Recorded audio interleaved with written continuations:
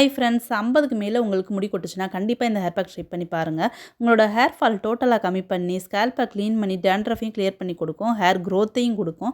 So welcome to size natural beauty. இதுக்கு நான் first என்ன எடுத்துருக்கேன்னு பார்த்தீங்கன்னா வெந்தயம் தான்.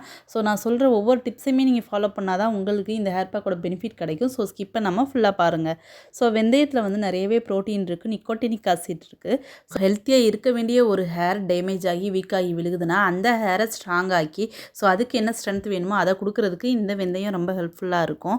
ஸோ ஹேர் ஃபால் எப்படி இருந்தாலுமே அதை வந்து ஸ்ட்ராங் ஆக்கி நம்மளோட ஹேருக்கு ஒரு கண்டிஷ்னராகவோ அல்லது ஹேருக்கு என்ன விட்டமின்ஸ் வேணுமோ அதை கொடுத்து வளர வைக்கிறதுக்கு இந்த வெந்தயம் வந்து ரொம்ப ஹெல்ப்ஃபுல்லாக இருக்கும். ஸோ கண்டிப்பாக எல்லாருமே எடுத்துக்கோங்க.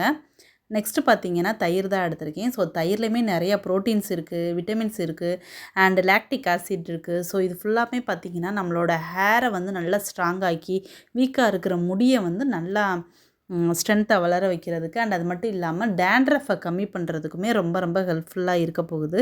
ஸோ கண்டிப்பாக எல்லாருமே கேர்டு எடுத்துக்கோங்க. ஸோ நம்ம எடுக்கிற எல்லா இன்க்ரீடியண்ட்டுமே நம்ம வந்து சாப்பிடக்கூடிய பொருட்கள் தான். ஸோ கண்டிப்பாக நம்ம வந்து இதை இன்டேக்காகவுமே எடுத்துக்கிறணும்.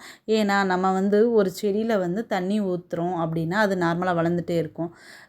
செம்பருத்தி செடியோ ஏதோ ஒன்று, ஒரு பூச்சியோ ஏதோ வருதுன்னா ஒரு சில செடியில் அதுவாக சரியாகிற மாதிரியும் இருக்கும்.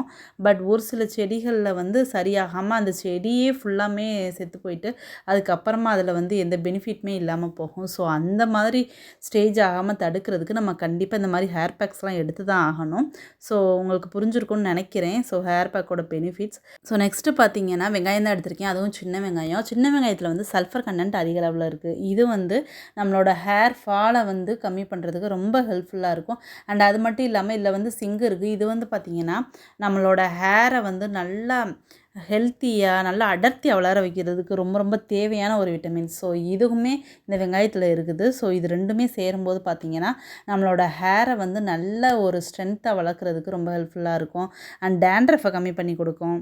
அண்டு வெந்தயமும் கேர்டும் பார்த்திங்கன்னா ஒரு நல்ல கண்டிஷ்னர். நம்ம ஹேருக்கு வந்து நம்ம வந்து ஷாம்பு யூஸ் பண்ணதுக்கப்புறம் ரொம்ப ட்ரை ஆக்க விடாமல் பாதுகாக்கிறதுக்கு ரொம்ப ஹெல்ப்ஃபுல்லாக இருக்கும்.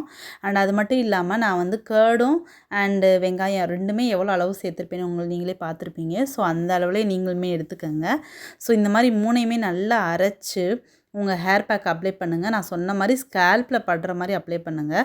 ஸோ ஹேர் பேக் நம்ம எந்த மெத்தடில் யூஸ் பண்ணுறோமோ அதை பொறுத்து நம்மளோட ஹேர் ஃபால் கம்மியாகி ஹேர் க்ரோத் இருக்கும். ஸோ நான் சொன்ன மாதிரி நல்லா ரூட் டு எண்டு வரைக்கும் நல்லா அப்ளை பண்ணுங்கள். ஸோ இந்த வீடியோ உங்களுக்கு யூஸ்ஃபுல்லாக இருந்துச்சுன்னா என்னோட சேனலை சப்ஸ்கிரைப் பண்ணுங்கள், லைக் பண்ணுங்கள், உங்கள் ஃப்ரெண்ட்ஸ் அண்ட் ஃபேமிலிக்கும் ஷேர் பண்ணுங்கள்.